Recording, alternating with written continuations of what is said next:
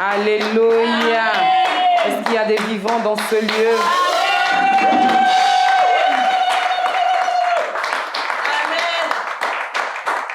Avec mes mains élevées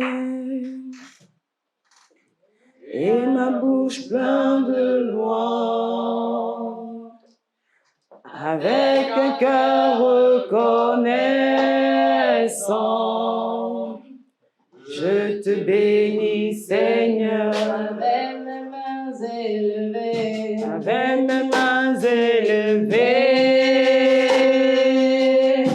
et ma bouche pleine de louange, avec un cœur reconnaissant, je te bénis, Seigneur. Avec mes mains élevées, j'ai ta bouche pleine de louange, avec un cœur reconnaissant,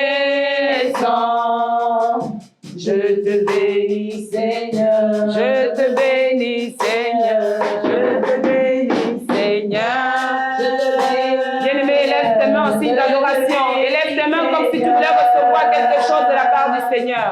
avec un cœur reconnaissant, je te bénis, Seigneur, je te bénis, Seigneur. Seigneur, localise quelqu'un ce matin.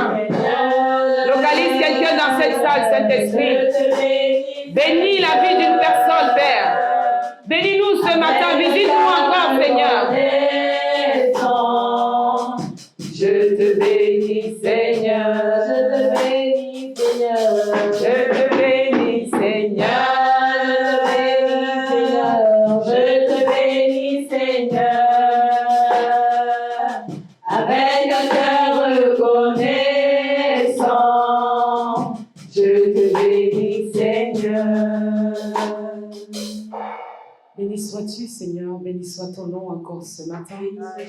Seigneur, je te dis merci pour ce moment. Merci pour ta fidélité. Merci pour ton amour. Merci pour ta présence au milieu de nous, Père. Seigneur, je viens te confier ce moment de la parole éternelle. Seigneur, je me dépouille, Père, afin que toi, tu me remplisses, Père. Seigneur, que tout ce qui n'est pas de toi en moi soit sauté, ôte maintenant au nom de Jésus-Christ. Père, je diminue afin que toi, tu croisses. Seigneur, je prie que tu parles à ton peuple en ce moment éternel. Seigneur, utilise le canal que je suis, le tuyau que je suis, afin d'arroser ce peuple éternel. Seigneur, je prie dans le précieux nom de Jésus-Christ que chacun d'entre nous sorte d'ici transformé, restauré et renouvelé, Seigneur, au travers de ta parole, Père. Seigneur, dispose les cœurs à recevoir ce que toi, tu as préparé pour nous, Seigneur, ce matin. Seigneur, que moi-même, je sois aussi arrosé au travers de ce message éternel, Père. Seigneur, je ne prêche pas simplement pour les autres, mais je prêche aussi pour ma propre personne. Amen. Seigneur, je prie que la vie de tout un chacun ici, d'entre nous, éternel, mon Dieu, mon roi, soit édifiée ce matin au travers de ce message. Amen. Seigneur, merci parce que tu as commencé à labourer les cœurs et c'est toi qui mettras encore la semence, Père, et c'est toi qui l'arroseras, éternel, mon Dieu, mon roi.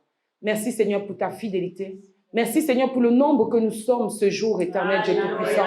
C'est le nombre que toi-même tu as choisi. C'est le nombre que tu t'es choisi ce matin afin de recevoir, Seigneur, cet enseignement éternel. Amen. Père, je ne veux pas promener des regards inquiets, mais je veux simplement me confier à toi. Amen. Seigneur, je ne voudrais pas que mon cœur soit dans l'amertume ou dans la tristesse, mais je veux simplement poser des regards sur toi et te dire merci pour le souffle de vie. Merci pour les bontés que tu as renouvelées en nous. Merci pour la vie de toute personne dans ce lieu éternel, Dieu Tout-Puissant.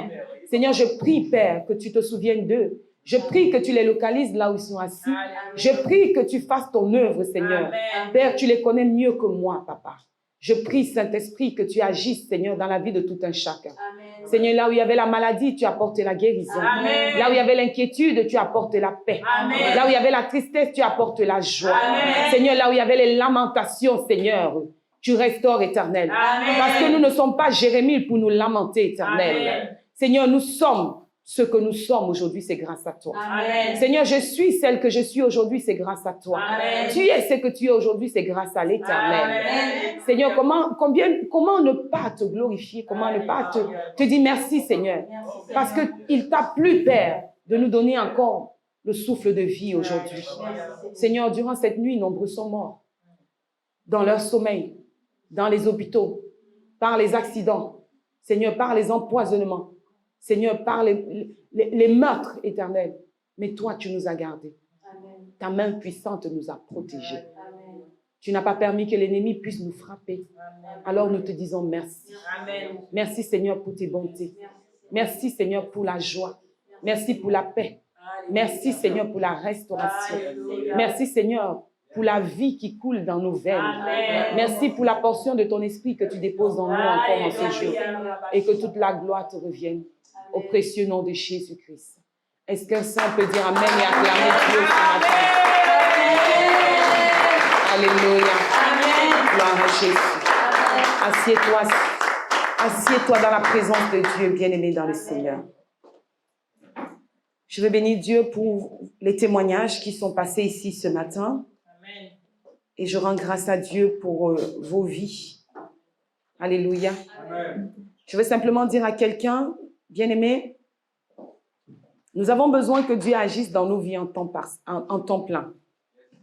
Tu as besoin que Dieu agisse dans ta vie en temps plein. Amen. Alléluia. Amen. Mais toi, tu sers Dieu en temps partiel. Je ne sais pas si quelqu'un a compris ce que je suis en train de dire. Tu as besoin que Dieu te fasse des choses en temps plein. Tu as besoin d'expérimenter Dieu tous les jours dans ta vie. Chaque jour que Dieu fait, tu veux l'expérimenter. Chaque jour que Dieu fait, bien-aimé dans le Seigneur, tu voudrais qu'il soit dans ta vie tous les jours. Tu voudrais qu'il te parle tous les jours. Je suis convaincue que chacun d'entre nous a même besoin que Dieu lui parle chaque seconde. Ton souffle de vie là, tu as besoin que ce soit Dieu qui te parle. Alléluia. Amen. Mais toi, qu'est-ce que tu fais dans la présence de Dieu? J'ai comme impression que tu sers Dieu à temps partiel. Alléluia. Dieu n'est pas un Dieu qu'on doit servir à temps partiel. Si tu as besoin que Dieu agisse dans ta vie, bien-aimé, il faudrait que tu sois à ses pieds à temps plein. Et c'est parce que tu es à ses pieds à temps plein qu'il agira aussi dans ta vie en temps plein. Mais aussi longtemps que tu seras en temps partiel avec le Seigneur, il agira aussi en temps partiel avec toi. C'était juste une parenthèse. Alléluia. Amen. Vous avez les salutations du pasteur. Amen. Il est bien arrivé au Cameroun. Amen. En ce moment, il est en train de faire le culte du côté du Cameroun parce qu'eux, ils commencent un peu plus tôt que nous. Ils n'ont pas la même heure que nous. Alléluia. Amen. Dis à quelqu'un, examinons-nous nous-mêmes. Examinons-nous nous-mêmes. Examinons-nous nous-mêmes. Examinons-nous nous-mêmes. C'est le thème que nous allons partager ce matin. Amen. Dis à ton voisin, examine-toi toi-même. Examine-toi toi-même. Dis-le à ta voisine, dis-le à ton voisin avec conviction. Dis-le encore plus fort. Examine-toi toi-même. Examine-toi toi-même. Alléluia. N'est-ce pas un magnifique thème, bien-aimé? Amen. Examinons-nous nous-mêmes. C'est important pour la vie de tout chrétien de s'examiner. Alléluia. Amen. En tant qu'enfant de Dieu, en tant que chrétien sauvé, tu dois t'examiner tous les jours. Alléluia. Amen. Tu dois te rassurer si tu es dans la voie du Seigneur, si tu es dans la bonne marche. Alléluia. Amen. Tu dois te rassurer, bien-aimé dans le Seigneur, que ta vie plaît à Dieu. Amen. Amen. Est-ce que ma vie plaît à Dieu? Et pour que tu sois rassuré si ta vie plaît à Dieu, il faudrait que tu t'examines toi-même. Alléluia. Amen. Avant que Dieu lui-même ne vienne t'examiner, il faudrait que toi-même tu t'examines avant que Dieu ne vienne t'examiner. Alléluia. Amen. C'est important pour ta marche chrétienne. Nous allons prendre notre premier texte de méditation. Je vais appeler le pasteur Michel pour lire. 2 Corinthiens 13. 2 Corinthiens 13, du verset 1 au verset 13. 2 Corinthiens 13, du verset 1 au verset 13. Est-ce qu'on peut honorer la parole de Dieu en se mettant debout, s'il vous plaît? Ce n'est pas moi que vous honorez, mais c'est le Seigneur que vous honorez. Et si vous n'avez pas de Bible, vous levez simplement la main, on vous donne la Bible. 2 Corinthiens 13, verset 1 au verset 13. Alléluia, je lis la parole de Dieu. Je vais chez vous pour la 3e fois. toute affaire se réglera sur la déclaration de 2 ou de 3 témoins. Lorsque j'étais présent pour la seconde fois, j'ai déjà dit, et aujourd'hui que je suis absent, je dis encore d'avance à ceux qui ont péché précédemment et à tous les autres que, si je retourne chez vous, je n'userai d'aucun ménagement, puisque vous cherchez une preuve que Christ parle en moi, lui qui n'est pas faible à votre égard, mais qui est puissant par vous. Car il a été crucifié à cause de sa faiblesse, mais il vit par la puissance de Dieu. Nous aussi, nous sommes faibles en lui, mais nous vivons avec lui par la puissance de Dieu pour agir envers vous. Examinez-vous vous-même pour savoir si vous êtes dans la foi. Éprouvez-vous vous-même. Ne reconnaissez-vous pas que Jésus-Christ est en vous? À moins peut-être que vous ne soyez réprouvés. Mais j'espère que vous reconnaîtrez que nous ne sommes pas réprouvés. Cependant, nous prions Dieu que vous ne fassiez rien de mal, non pour paraître nous-mêmes approuvés, mais afin que vous pratiquiez ce qui est bien et que nous soyons comme réprouvés. Car nous n'avons pas de puissance contre la vérité. Nous nous réjouissons lorsque nous sommes faibles, tandis que vous êtes forts. Et ce que nous demandons dans nos prières, c'est votre perfectionnement. C'est pourquoi j'écris ces choses étant absent, afin que, présent, je n'ai pas à user de rigueur, selon l'autorité que le Seigneur m'a donnée pour l'édification et non pour la destruction. Au reste, frères, soyez dans la joie, perfectionnez-vous, consolez-vous, ayant un même sentiment, vivez en paix, et le Dieu d'amour et de paix sera avec vous. Saluez-vous les uns les autres par un baiser saint. Tous les saints vous saluent. Que la grâce du Seigneur Jésus-Christ, l'amour de Dieu et la communion du Saint-Esprit soient avec vous tous. Parole du Seigneur. Apocalypse 3, verset 1. Apocalypse 3, verset 1. Pardon, Apocalypse 3, verset 14 à 22. Apocalypse 3, verset 14 à 22. Je lis la parole de Dieu. Amen. Écrit à l'ange de l'église de Laodicée. Voici ce que dit l'Amen, le témoin fidèle et véritable, le commencement de la création de Dieu. Je connais tes œuvres. Je sais que tu n'es ni froid ni bouillant. Puisses-tu être froid ou bouillant? Ainsi, parce que tu es tiède et que tu n'es ni froid ni bouillant, je te vomirai de ma bouche. Parce que tu dis, je suis riche, je me suis enrichi et je n'ai besoin de rien, et parce que tu ne sais pas que tu es malheureux, misérable, pauvre, aveugle et nu, je te conseille d'acheter de moi de l'or éprouvé par le feu, afin que tu deviennes riche, et des vêtements blancs, afin que tu sois vêtu et que la honte de ta nudité ne paraisse pas, et un collier pour oindre tes yeux, afin que tu vois. Moi, je reprends et je châtie tout ce que j'aime. Aie donc du zèle et répands-toi. Voici, je me tiens à la porte et je frappe. Si quelqu'un entend ma voix et ouvre la porte, j'entrerai chez lui, je souperai avec lui et lui avec moi.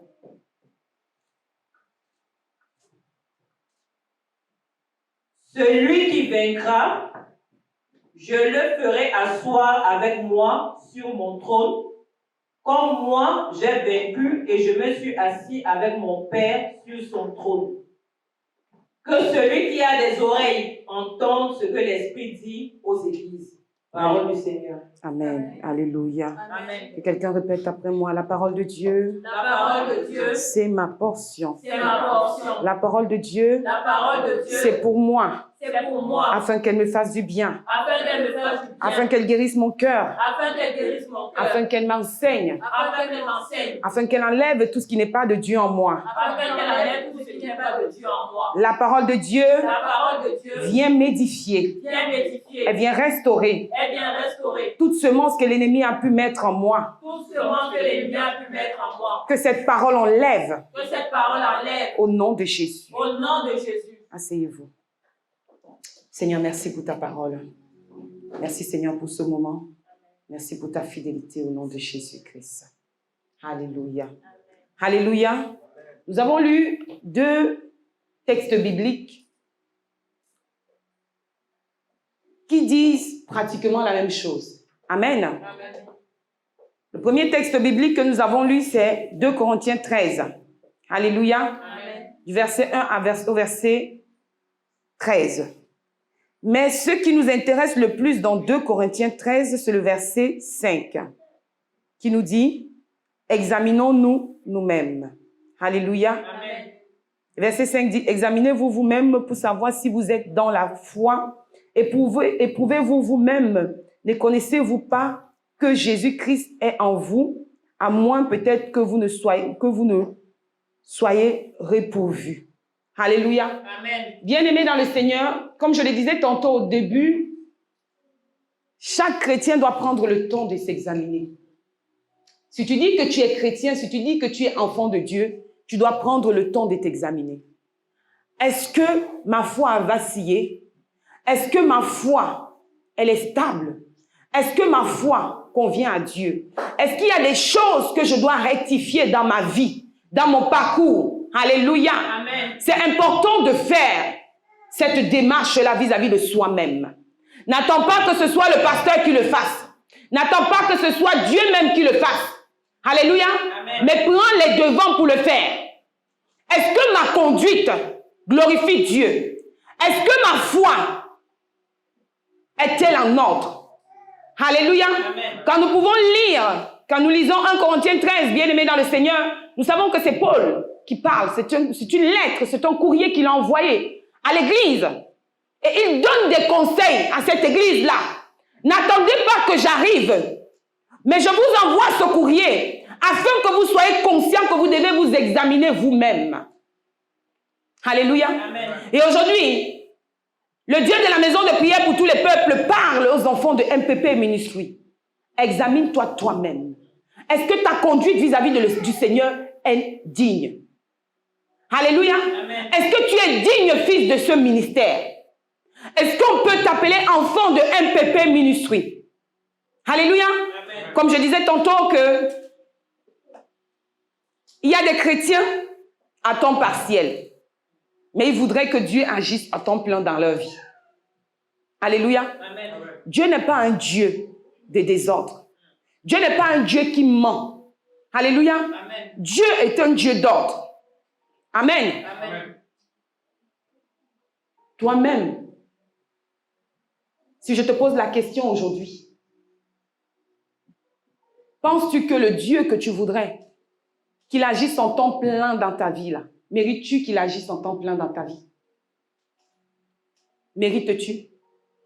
La Bible nous parle ici de Paul qui a écrit. Alléluia. Amen. Paul n'étant pas sur place.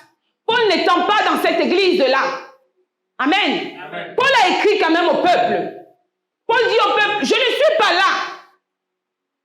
Mais ce n'est pas parce que moi, Paul, serviteur de Jésus, je ne suis pas là que Dieu n'est pas là.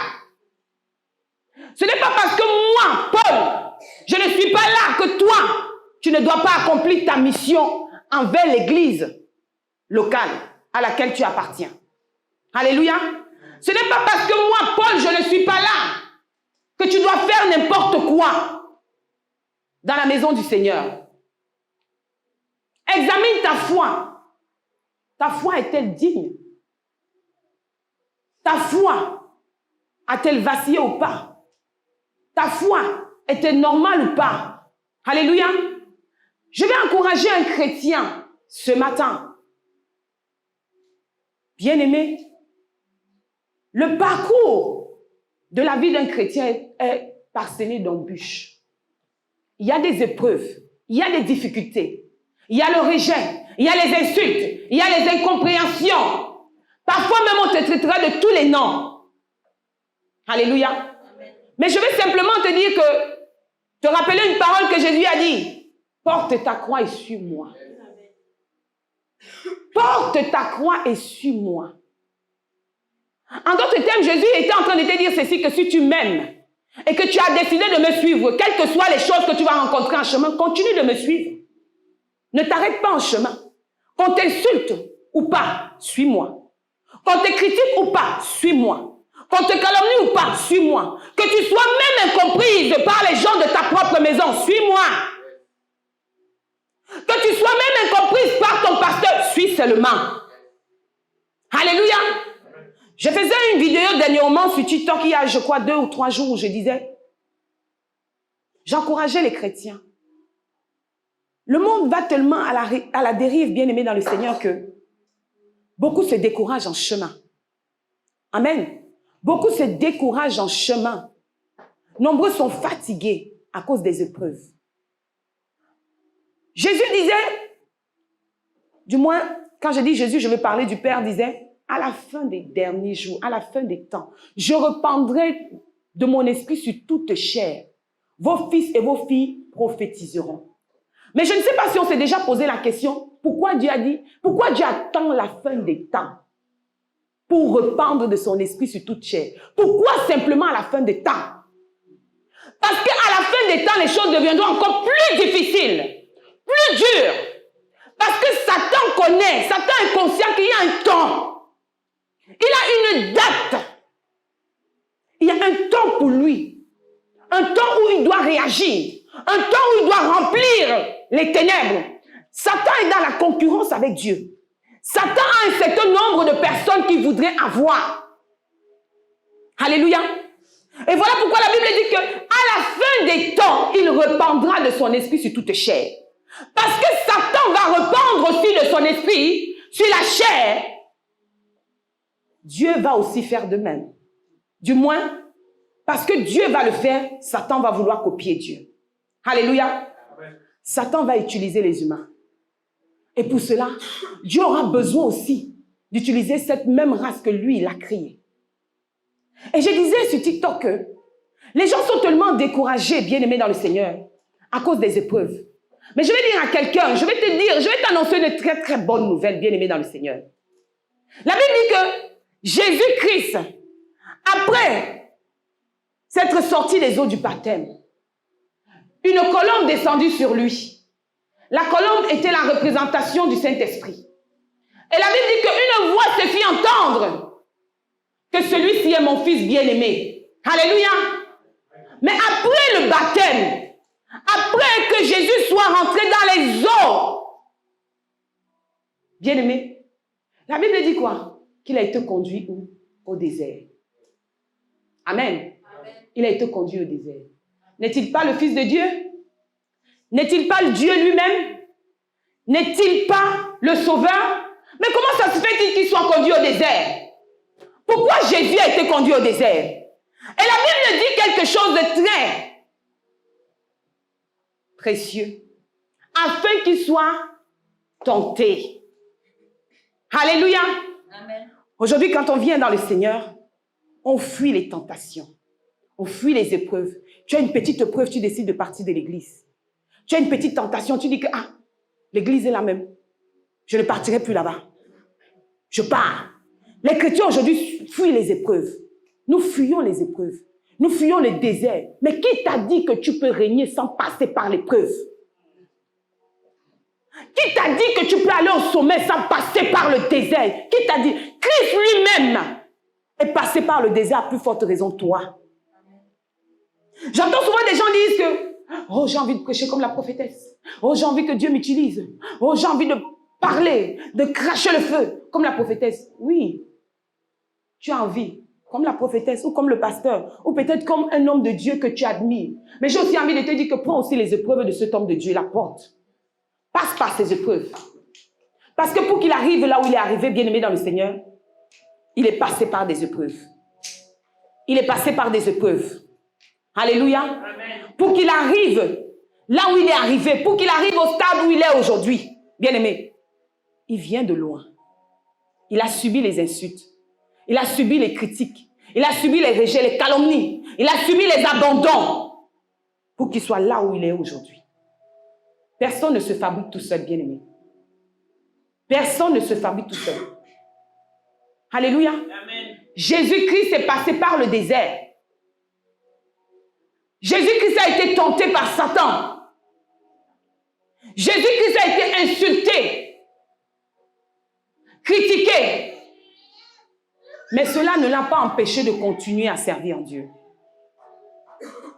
Mais je te pose la question ce matin, bien-aimé, quand tu examines ta vie, est-elle digne du Seigneur? Est-elle digne du Seigneur? Tu sers Dieu par phase, par condition. Tu as besoin du confort pour servir Dieu. Comme la servante de Dieu, Cynthia, disait tout à l'heure, que les gens trouvent des raisons. Oh, c'est trop loin, je ne peux pas y aller. Oh, ben, je suis fatiguée aujourd'hui, j'ai travaillé tard. Je suis fatiguée, je ne peux pas me lever pour venir à l'église. J'ai dormi tard. Oh, j'ai un rendez-vous d'argent. Oh, c'est très compliqué, c'est très difficile, je ne peux pas y aller. Alléluia. Mais si Dieu aussi venait te dire, pendant que tu lui dis, Jésus, sauve-moi, et qu'il te dise, ah, j'ai sommeil, je suis en train de dormir là. J'ai travaillé toute la nuit. J'étais en train de m'occuper de mes enfants qui me servent à temps plein. Donc toi, tu vas attendre ton tour. J'allais te poser la question, c'est quel Dieu ça? Amen. Nous voulons que Dieu agisse dans nos vies. Nous voulons que Dieu se glorifie quand nous l'appelons au secours.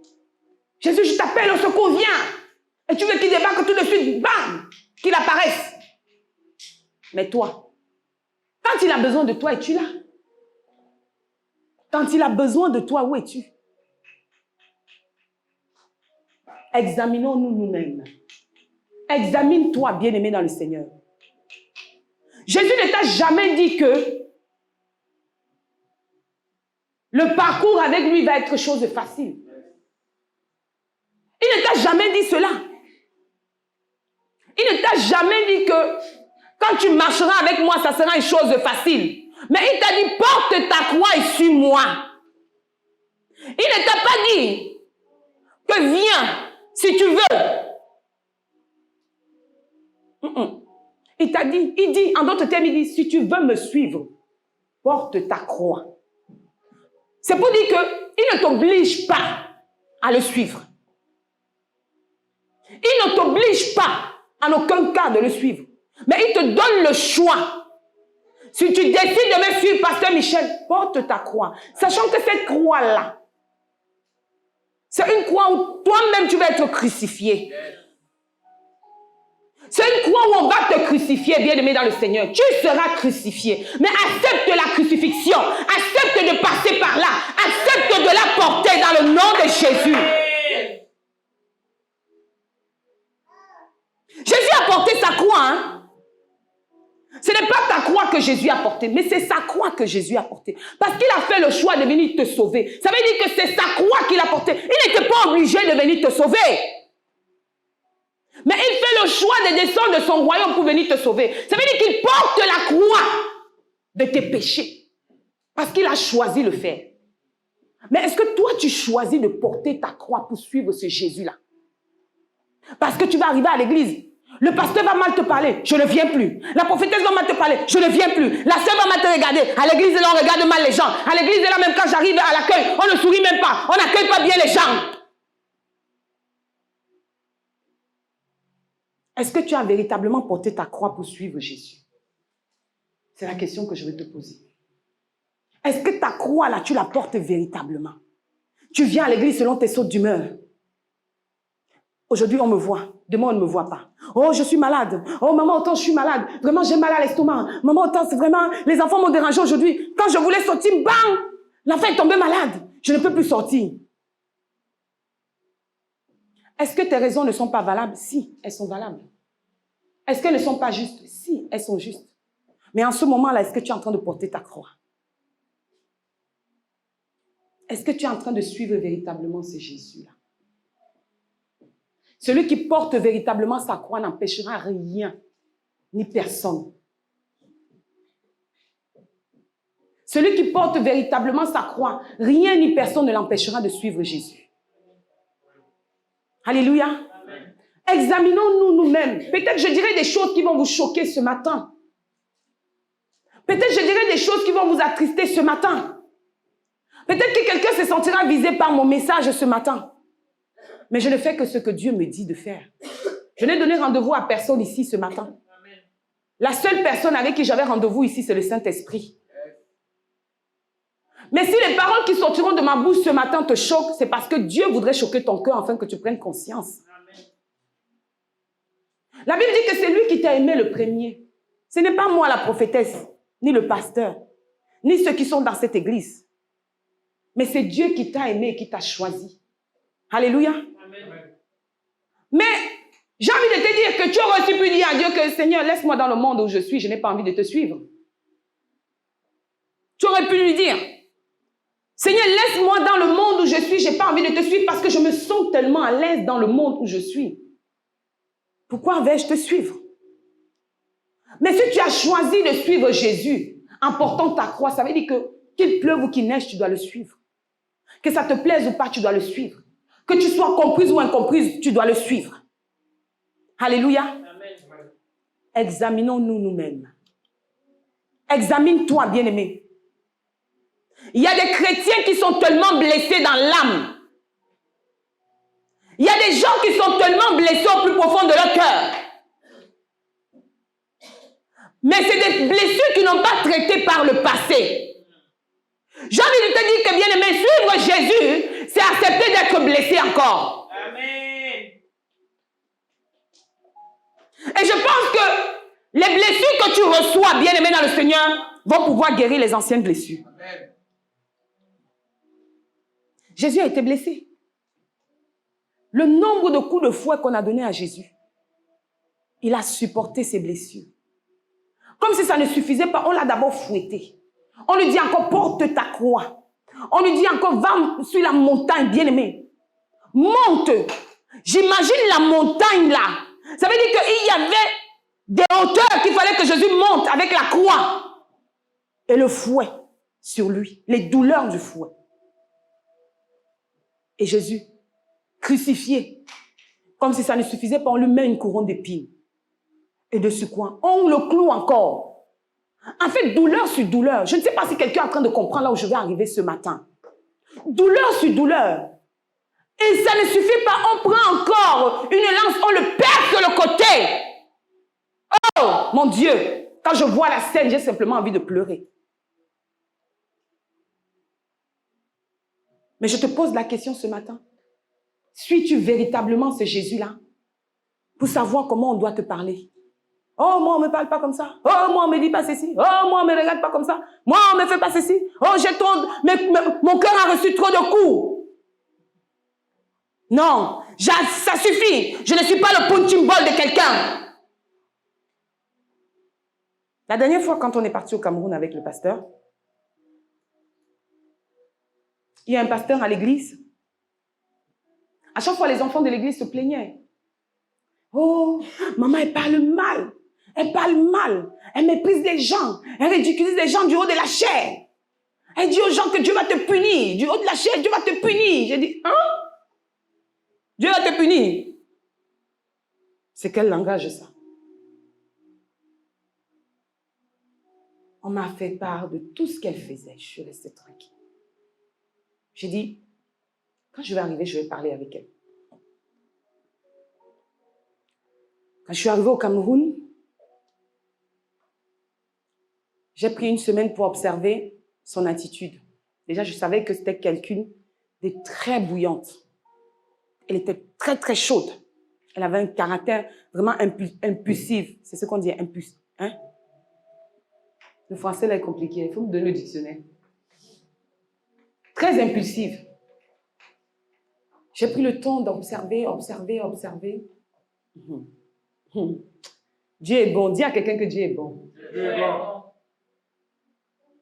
Le dimanche de la Sainte Seine, on arrive à l'église. On fait la Sainte Seine. C'est un dimanche spécial où le pasteur avait demandé à tout le monde de venir avec des bouteilles d'eau. Parce qu'il avait mis l'église pendant un programme, en fait, et on devait le clôturer avec la Sainte Seine et il devait bénir les bouteilles d'eau pour le programme. Le pasteur, elle arrive avec son pack d'eau. Elle pose son pack d'eau là où elle s'assoit. Il y a un couple qui est arrivé à l'église. C'était une famille de 17 personnes. C'est des gens qui me suivent sur les réseaux sociaux. Donc, durant toute la semaine, ils étaient là. Quand ils ont appris que j'étais là, ils sont venus et tout. Un couple, une famille de 17. Donc, le mari, la femme, la belle-mère, les enfants et tout ça là. Donc, ils n'étaient pas au courant que...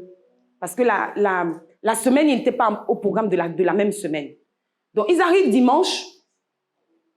Ils voient tout le monde avec les bouteilles d'eau. Ils se demandent, mais c'est comment? Au moment où le pasteur monte sur la chaise, il dit que chacun prenne sa bouteille d'eau, ouvre sa bouteille d'eau, je vais prier avant qu'on ne prenne la Sainte Seine. Le couple et les enfants et toute la famille n'avaient pas l'eau. Le pasteur dit, c'est à qui le pack d'eau-ci? Ouvrez et donnez à cette famille, même s'il faut qu'on aille acheter. Allez. Elle vient. Ah non! Personne ne touche mon eau! C'est mon eau! En plein culte, elle commence à crier comme ça. Elle se met en colère. Vous connaissez votre père. Il s'arrête, il regarde d'abord la scène. Après, il appelle la diaconesse. Prends l'eau, donne aux gens. J'ai dit que personne ne... En fait, c'était comme un affront entre le pasteur et elle. Le pasteur lui dit que je parle, tu parles. J'ai dit que prenez l'eau, la donnez ça. Le monsieur se fâche, il prend l'argent, il donne à la diaconesse, il dit à la diaconesse, va acheter de l'eau. Le pasteur dit, en attendant qu'on ait acheté de l'eau, qu'on vous donne d'abord. On a pris de l'eau, on a donné. Là, le pasteur, elle s'est énervée. Elle est sortie de la salle. Elle a tapé une crise. Après, elle est revenue. Elle prend sa Bible. Elle prend les chaussures. Elle dit qu'elle veut partir en plein culte. Et moi, j'étais devant, j'avais le micro. J'ai fait signe à l'évangéliste que ne la laisse pas sortir. Et je lui ai dit, tu ne sors pas. Ah, maman, elle veut sortir. J'ai dit, tu ne sors pas. Si moi, je suis ta mère, tu ne sors pas de ce culte. Elle va se mettre derrière le piano, le pianiste. Le pasteur prie pour les autres, tout le monde, il impose les mains et tout. Elle refusait que le pasteur prie pour elle. Le pasteur l'a suivi derrière le pianiste, là-bas, lui a imposé les mains. À la fin du culte, elle court pour venir prendre le panier des offrandes pour compter. Le pasteur dit, dites-lui de ne pas toucher. Après, elle me dit, maman, je m'en vais. J'ai dit, on doit causer. Elle me dit, non, je cause pas. Papa m'a ridiculisé, il m'a crié devant les gens, il a fait ceci, il a fait cela. Et comme il y a 2 pasteurs à l'église, elle avait pour habitude de crier aussi sur l'autre pasteur. Pourtant, l'autre est élevé avant elle. Tout le monde se retourne, la regarde et lui dit, « Hey, donc tu te plains parce que papa a crié sur toi. Toi qui cries sur nous ici tous les jours. Et tu cries sur le pasteur qui est ici là. Jusqu'à tu nous dis, Dieu va nous maudire, Dieu va nous maudire. » Donc toi aussi tu parles. En fait, elle était tellement choquée du fait que le pasteur lui a dit que mais donne de l'eau, on va gérer ton histoire d'eau. Et ça l'a énervé que le pasteur l'a ridiculisé devant les gens. Je lui dis, ma fille, il faut que je te voie. Mais oh maman, j'ai pas le temps, je vais voyager. Elle a feinté pour que je la voie pas. Et avant de rentrer, je l'appelle, je lui dis, ma fille, on t'a consacré parce qu'on t'a habillé. Mais examine-toi. Parce qu'il y a encore beaucoup de choses qui ne vont pas dans ta vie. Tu as tellement de blessures dans ton cœur. Et tu prends tes blessures, tu les mets sur le peuple. Tu agresses le peuple avec tes blessures. Tu te comportes mal avec le peuple. Mais quand ton père spirituel te parle, tu t'énerves. Pourtant, tu fais pire que lui devant le peuple. Alléluia. Amen. Je vous donne cet exemple pour vous faire comprendre, bien-aimés dans le Seigneur, que nous avons parfois des attitudes qui peuvent aussi blesser les autres. Et les autres aussi peuvent nous blesser. Alléluia. Amen. Mais comment réagis-tu quand quelqu'un te blesse ou quand tu blesses aussi l'autre? Parfois, est-ce que tu es conscient même que tu as blessé ton frère? Est-ce que tu es conscient que tu as blessé ta sœur? Pour toi, tu ne vois que ce n'est que toi qui as raison. Mais celui qui est en face de toi a tort. Alléluia. Je vous donne cet exemple pour vous faire comprendre que même en tant que pasteur, on peut avoir des blessures dans le cœur. On peut avoir le cœur rempli de douleur. Mais ce n'est pas pour autant que ça va empêcher Dieu de nous utiliser. Et comme je vous disais dernièrement ici, on m'a posé la question. Je ne sais plus si c'était la diaconesse Christelle, Charlotte qui me disait, je ne sais plus qui me posait la question, qui me disait, mais maman, quand Dieu dépose l'onction à toi, tu fais comment avec le caractère? Je ne sais plus qui m'a posé cette question. Je disais, Dieu n'est pas là pour résoudre ton caractère. Ton caractère, c'est toi-même qui résous ça. Dieu, ce qu'il a trouvé, c'est qu'il a vu un vase. Il a mis l'onction. C'est comme si vous preniez une casserole sale. Vous prenez une casserole qui est sale. Avant de cuisiner dedans, vous allez laver la casserole, non? Est-ce que vous allez mettre la nourriture comme ça dans la casserole? Vous allez la laver, non? Dieu, lui, vient. Il voit que tu es sale. Il met l'onction dedans. Maintenant, qui doit faire le travail de laver? C'est lui ou c'est toi? Tu dois commencer à laver ton caractère. L'onction de Dieu dans ta vie va agir. Si tu prends ta casserole, elle est sale. Tu mets la viande dedans, tu mets au feu. Est-ce que ça ne va pas cuire? Est-ce que ça ne sera pas bon à manger? Ça sera bon à manger puisque le feu tue les microbes. Le feu tue les microbes. Qui me dit le contraire? Le feu ne tue pas les microbes. Toi, tu seras mal à l'aise parce que tu sais que c'est sale. Celui qui va venir pour manger, est-ce qu'il saura que c'est sale? Est-ce qu'il était là quand tu préparais? Il n'était pas là quand tu préparais. Lui, il va venir, il va dire, maman Valérie, la nourriture, elle est bonne. Mais toi, tu vas dire, si tu savais que j'ai mis ça dans une casserole sale. Alléluia. Le feu tue les microbes. C'est pour vous dire que le feu du Saint-Esprit qui est en vous va tellement bouillir à un moment que vous allez dire que il faut que j'enlève les microbes là dans ma vie. Il faut que j'enlève. Mauvais caractère part. Douleur part. Saleté part. Il faut que j'enlève les microbes là dans ma vie. Alléluia. Parce que bien aimé dans le Seigneur, quand tu vas aller prophétiser ou donner une parole à quelqu'un, on va simplement voir la saleté qu'il y a. La parole qui sort de ta bouche, on ne va pas la recevoir. On verra simplement la saleté qu'il y a. Alléluia. Amen. Et à toi de laver la casserole avant de mettre la nourriture dedans. Et puis donner aux gens pour qu'ils mangent. Amen. Amen. Bien-aimé, examine-toi. Examine ta foi. Examine ton caractère. Examine ton attitude. Examine-toi, bien-aimé. Est-ce que je marche selon la parole de Dieu? Ce que Dieu attend de moi, est-ce que c'est ce que je fais? Alléluia. J'enseignais mardi dernier dans le groupe des serviteurs. Je disais, c'était quoi? Les caractères d'un bon serviteur. J'enseignais sur les caractères d'un bon serviteur. Je crois que le message les a tellement bénis que j'ai reçu des SMS après. Les caractères d'un bon serviteur. La loyauté. Nous avons lu. Alléluia. La fidélité. Amen. Amen. La dignité. L'intégrité. Je suis tellement rentrée en profondeur dessus et que j'ai envie de te poser la question. Depuis que tu es dans le Seigneur, est-ce que tu es loyal envers Dieu et envers ton église locale? Est-ce que tu es intègre? Est-ce que tu es digne? Est-ce que tu es fidèle? Alléluia. Et je leur ai parlé, je suis tellement allée dans la profondeur en leur disant que j'ai donné 2 mots qui ont embrouillé un peu leur esprit, que pasteur Michel et tous étaient embrouillés, disaient, est-ce que tu te fais confiance en toi? Et est-ce que tu as confiance en toi-même? Ils n'arrivaient pas à comprendre. Alléluia. Mais je vais te poser la question ce matin. Est-ce que tu as confiance en ta foi, en l'Éternel? Et est-ce que tu as confiance en ce Dieu-là? Amen. Celui qui a confiance en sa foi à l'Éternel ne laissera aucune chose venir le déstabiliser.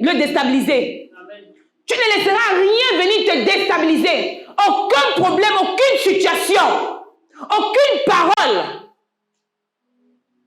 ne viendra te faire sortir de la trajectoire que Dieu a tracée pour toi. Nous avons lu tout à l'heure dans Apocalypse où la Bible disait que si tu n'es ni chaud ni froid, je te vomirai. Amen. Amen. Dieu ne te vomit pas si tu es froid. Dieu ne te vomit pas si tu es chaud. Mais c'est parce que tu fais le mélange de ces deux où Dieu te vomit. Ça veut dire que tu ne sais même pas où tu te situes. Tu ne sais même pas où te positionner. Tu ne sais même pas dans quelle rangée est-ce qu'on peut te classer. Quand tu regardes les assiettes, si tu te dis que je vais les classer où? Tu prends le tiroir, c'est ah non, c'est pas bien pour entrer là-bas. Tu prends, ah non, ah, on laisse ça là-bas où? Je crois que ça arrive à chacun dans sa cuisine. Que parfois tu cherches quelque chose, tu ne sais même pas où le classer. Tu dis toi-même, je vais te classer où? Après, tu abandonnes ça quelque part jusqu'à ce que tu trouves la place pour le classer. Amen. Amen. Où te classes-tu? Tu es classé où? En tant que chrétien. Dans quel couloir? Dans quel tiroir? Dans ton église locale, tu es classé où? Si tu m'aimes, si tu veux me suivre, porte ta croix. Cette croix veut dire que sur le chemin de ta pénitence, tu vas rencontrer des caillasses en route. Tu vas rencontrer des épines en route. Tu vas même tomber avec ta croix comme Jésus est tombé, mais il va falloir que tu te relèves. Ça ne veut pas dire que tu ne tomberas pas. Bien aimé, c'est que si tu vas tomber, mais ne reste pas à terre. Parce que si tu restes à terre, tu auras dit à Satan que tu as gagné. Parce que le but de Satan, c'est de te laisser à terre durant ton parcours.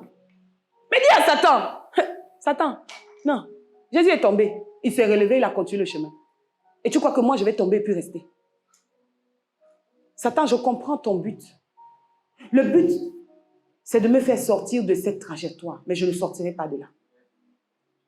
Alléluia. Amen. Il y a une chose que j'apprécie tellement dans la maison de prière pour tous les peuples.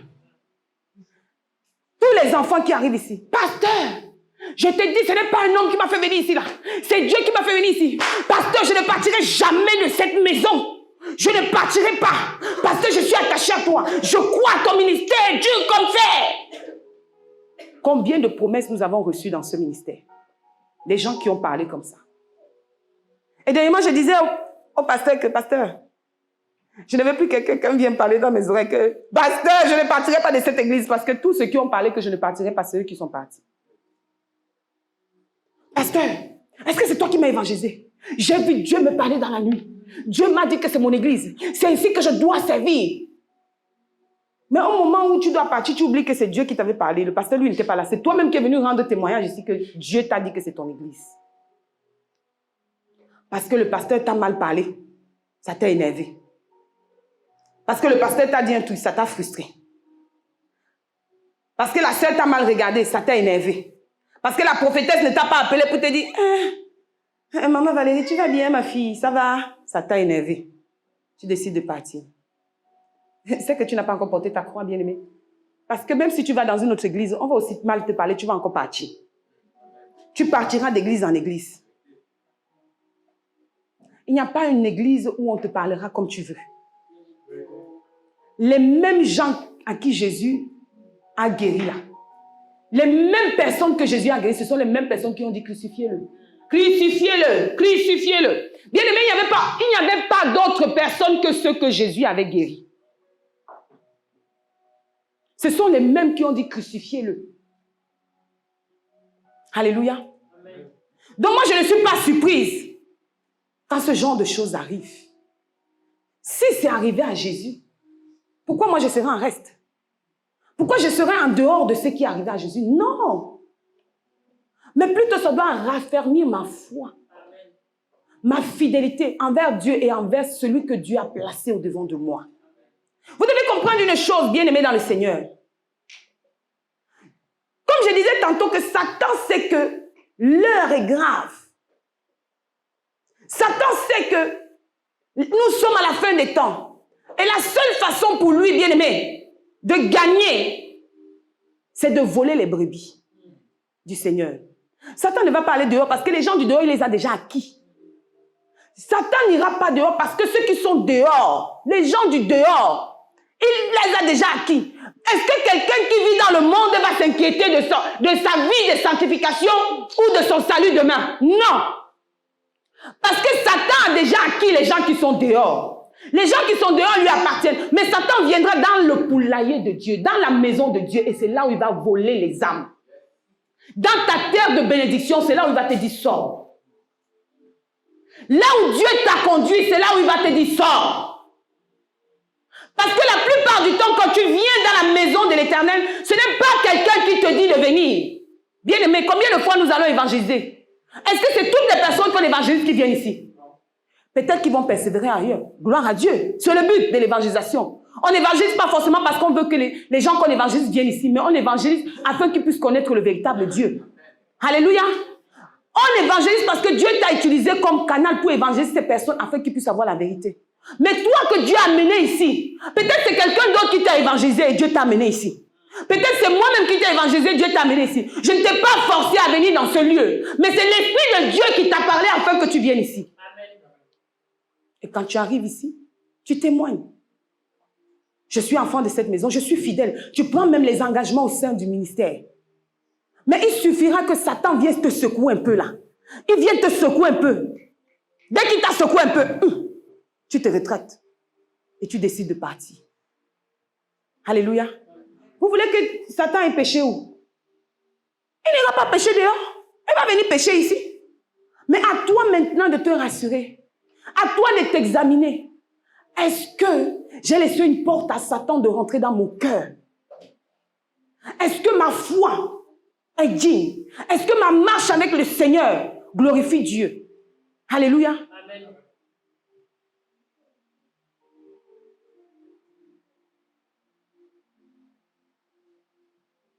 C'est dans ta terre de bénédiction que Satan viendra te dire sors.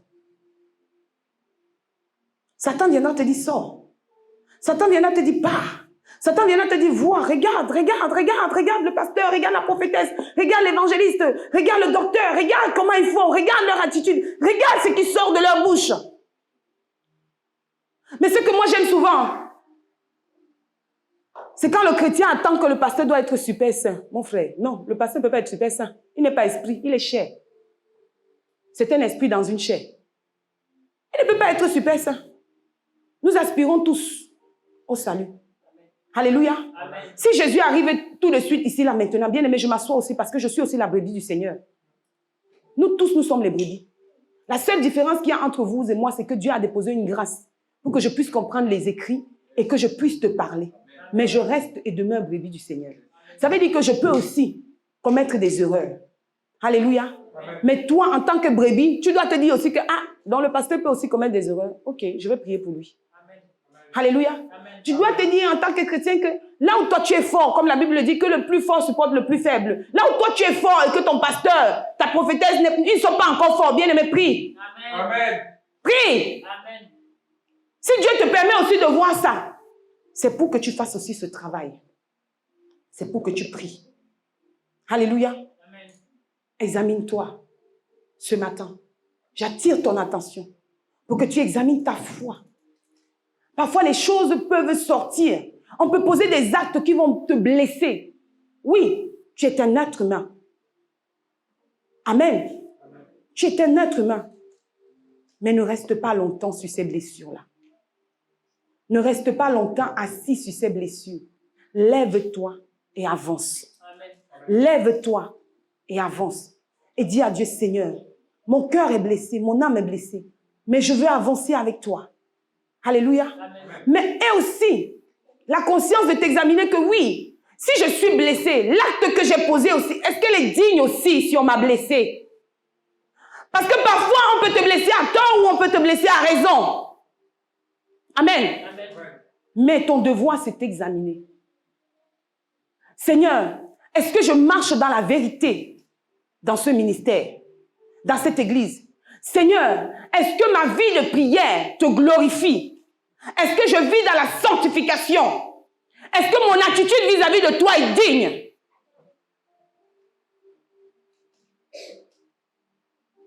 Est-ce que je mets en pratique ce que toi tu attends de moi? Généralement, nous prenons des engagements vis-à-vis de Dieu. Ce n'est pas quelqu'un qui te demande de prendre l'engagement, c'est toi-même qui prends l'engagement. Mais tu n'arrives pas à aller au bout de ton engagement. Oh Seigneur, à partir d'aujourd'hui, je prends la décision que je vais jeûner tous les mercredis, qu'il pleuve ou qu'il neige. C'est mon alliance avec toi, je vais jeûner. Est-ce que c'est Dieu qui vient te dire que je jeûne tous les mercredis? Mais tu as pris la décision tout seul de jeûner tous les mercredis. Les mercredis arrivent. Je suis fatiguée, j'ai même faim. Ah, Dieu va comprendre, je vais jeûner mercredi prochain. Le Seigneur dit, vous me volez. Le vol, ce n'est pas seulement dans les offrandes. Le vol, ce n'est pas seulement dans les dînes. Mais le vol aussi, c'est quand tu ne prends pas l'engagement, tu ne respectes pas ta parole, tu ne respectes pas ton engagement vis-à-vis de Dieu. Amen. Alléluia. Amen. Quand on entend voler, vous pensez seulement que c'est dans les dîmes, les offrandes. Non. C'est quand tu as pris un engagement vis-à-vis de Dieu ou dans la maison du Seigneur et que tu ne vas pas jusqu'au bout de cet engagement. Bien aimé, tu voles Dieu. Et tu te mens toi-même. Examine-toi. Ce matin, on est là pour s'examiner. Est-ce que Dieu te doit quelque chose? Non. Il ne te doit rien. Mais toi, tu lui dois tout. Tu lui dois la santé. Tu lui dois le souffle de vie. Tu lui dois le travail. Il te permet de payer tes factures. Il te permet de manger. Tu lui dois tout, bien-aimé dans le Seigneur. Et comme j'ai pour habitude de dire, et je le disais encore hier à l'évangile Victor, ne sois pas prompt à dire oui ou à dire non. Réfléchis. Je l'ai même dit un jour à l'évangile Lionel. Réfléchis. Que ton oui soit oui, que ton non soit non. Bien-aimé, si je te dis oui, c'est oui, je vais jusqu'au bout de mon oui. Je ne te dis pas oui pour devenir après. Parce que c'est la parole de l'homme qui fait l'homme. Et la Bible le dit. Si je te dis oui, je peux faire, oui, je vais faire. Si je te dis non, je ne peux pas, pardon, ne viens pas changer mon non. Je te dis non, c'est non. Maintenant, après, si je te dis non et que j'ai la possibilité, les ouvertures, ça va simplement te surprendre. Mais il ne faut pas que je te dise oui, je vais le faire et tu t'attends à ce que je fasse et que je ne fasse pas. Je me fais passer pour qui ou pour quoi? Alléluia. Amen. Bien aimé, parfois c'est des petites choses qui font en sorte que notre foi vacille. C'est des petites choses qui font en sorte qu'on n'a pas la réponse de Dieu. C'est des petites choses qui font en sorte qu'on sorte de la voie de Dieu. Alléluia. Amen. Je voudrais que tu rentres dedans de toi ce matin et que tu examines ton cœur. Que tu t'examines, tu examines ta foi. Tu examines ta fidélité. C'est comme une femme qui promet à son mari fidélité. Un mari qui promet à sa femme fidélité. Et au parcours de leur union, il ou elle trahit sa femme bien-aimée. Est-ce que vous pouvez imaginer combien de fois la trahison fait mal? Une femme qui a déjà été trompée par son mari ou un mari qui a été trompé par sa femme bien-aimée, ça fait mal. Et pourtant, je t'ai promis ne jamais te trahir. Je me suis engagée avec toi, bien-aimé. S'engager avec Dieu, c'est une alliance que Dieu te passe au doigt. S'engager dans un ministère, c'est une alliance qu'on te passe au doigt face à ce ministère-là. Je ne parle pas simplement pour la maison de prière, mais je parle aussi pour ceux qui vont me suivre sur YouTube. Si tu arrives dans une église et que tu t'engages face à cette église, bien-aimé, sache que c'est une alliance, c'est un CDI, c'est un contrat. Ne sois pas prompt à t'engager. J'aime bien la chantre Cynthia qui a dit, je viendrai de temps en temps. Le jour où vous ne me voyez pas, ne vous posez pas la question. Je viendrai. J'ai mon ministère, mais je viendrai. C'est clair. Donc le jour où on ne voit pas la chantre Cynthia, on ne va pas demander elle est où. Parce qu'elle a dit de temps en temps. Elle nous a dit elle est là pour un temps. Quand les choses vont s'ouvrir de son côté, elle va partir. Mais quand elle pourra, elle viendra. Le contrat est clair. Je suis en CDD avec vous. Ne viens pas dire que je suis en CDI avec toi, Seigneur. Mais quand on te demande de remplir tes obligations de CDI, tu n'es jamais là. Je ne suis pas en temps partiel avec toi, Seigneur. Je ne suis pas en CDD avec toi. Je ne suis pas en temps partiel dans cette église. Je ne suis pas en CDD dans cette église. Mais j'ai signé un CDI. Ça veut dire que quand on te met sur ton poste bien-aimé, respecte les engagements qu'on t'a donnés. Personne n'est obligé de le prendre. Personne n'est obligé de persévérer dans ce ministère. Et personne n'est obligé d'accepter Jésus-Christ comme Seigneur et Sauveur. Personne. Il dit, je suis à la porte. Je frappe. Si tu m'ouvres, je viendrai souper avec toi. Ce n'est pas ce que la parole dit. Je n'ai n'es pas obligé de lui ouvrir. Tu peux lui dire, Jésus, je ne t'ouvre pas la porte, reste dehors, pardon. Alléluia. Mais à partir du moment où tu ouvres la porte de chez toi, maman Valérie, que les invités entrent, tu vas leur donner la place, ils vont s'asseoir. Tu vas leur donner à boire. Même si tu ne leur donnes pas à manger, tu vas quand même les accueillir. Alléluia. Je suis à la porte. Je frappe. Si tu m'ouvres, je viendrai souper avec toi. Et aujourd'hui, les chrétiens ont du mal avec cette vérité-là. On prend le christianisme aujourd'hui comme un acquis. On prend les responsabilités qu'on te donne dans une église aujourd'hui comme un acquis. Tu prends ça comme un jeu. Et quand tu vas appeler Dieu, tu veux qu'il réagisse. Tu voudrais qu'il réagisse. Il ne peut pas réagir. Il va aussi agir avec toi comme tu agis aussi avec son œuvre. Bien aimé, servir Dieu, ce n'est pas simplement entre Dieu et toi. Mais servir Dieu aussi, c'est le servir dans une église. Amen. En faisant comprendre que je fais partie. Et je m'engage face à des responsabilités. Alléluia. Amen. C'est important. Bien aimé dans le Seigneur. Ta marche chrétienne, ta foi avec le Seigneur, qu'elle arrête de vaciller. Qu'elle arrête de vaciller. Un coup tu es chaud. Un coup tu es bouillant. Un coup tu es chaud bouillant. C'est quoi ça? Si tu es chaud, reste chaud. Si tu es froid, reste froid. Si tu es chaud bouillant, reste chaud bouillant. Et puis on avance. Alléluia. Il n'y a pas de demi-mesure avec le Seigneur. Il n'y a pas de demi-mesure avec le Seigneur. Ou tu es avec lui, ou tu es avec l'autre.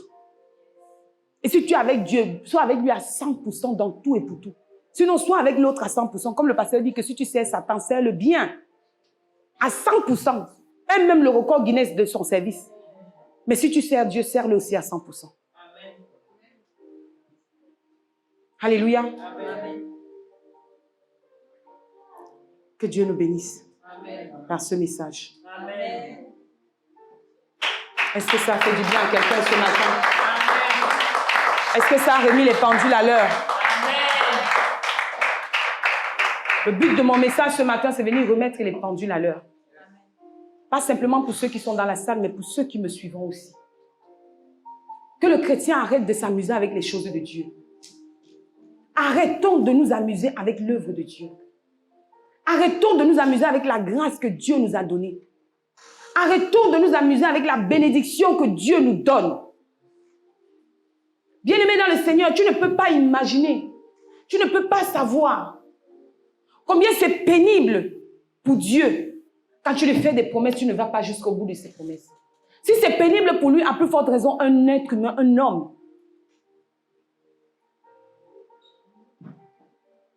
Donc apprends à respecter tes engagements, ta parole. Apprends à examiner ta foi. Apprends à examiner ta vie, ta propre vie vis-à-vis de toi-même. Es-tu sincère vis-à-vis de toi? Vis-à-vis de ta femme, vis-à-vis de tes enfants, vis-à-vis de ton mari, vis-à-vis de ce Dieu-là, vis-à-vis de tes parents. Alléluia. Amen. Je vais dire à quelqu'un pour clôturer que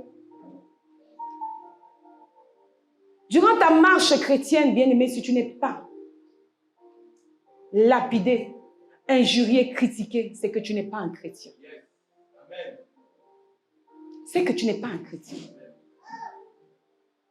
Si tu n'as pas des épreuves dans ton parcours en tant que fils et fille de Dieu, si tu ne passes pas par les abandons, c'est que tu n'es pas un chrétien. Je t'exhorte ce matin à examiner ta vie. Examine ta marche avec Dieu. Depuis que tu es dans le Seigneur, regarde en arrière jusqu'à ce jour. Et s'il y a eu des actes, des choses que tu as posées comme actes qui n'ont pas glorifié Dieu, change. Rectifie le tir. Rectifie ton attitude. Rectifie ton comportement. Rectifie. Et si tu n'étais pas engagé à 100% avec Dieu, engage-toi. Pasteur Michel a dit tout à l'heure quelque chose qu'elle avait un pied dedans, un pied dehors. Et aujourd'hui, où elle est à 100% avec Dieu, elle voit même les merveilles que Dieu est en train de faire dans sa vie. Sois à 100%, bien-aimé. Sois à 100% avec le Seigneur. Sois à 100% dans ton église locale. Rien ne définit que tu vas être là pendant des années. Mais le temps que tu es là, sois à 100%. Et le jour où le Seigneur te demande de partir, vois ton berger et dis-lui, le Seigneur m'a demandé de partir. Qu'il libère la grâce qu'il doit libérer, mais tu as servi à 100%. Tu ne sers pas Dieu pour un homme, mais tu sers Dieu pour lui et pour toi-même. Que Dieu nous bénisse. Amen.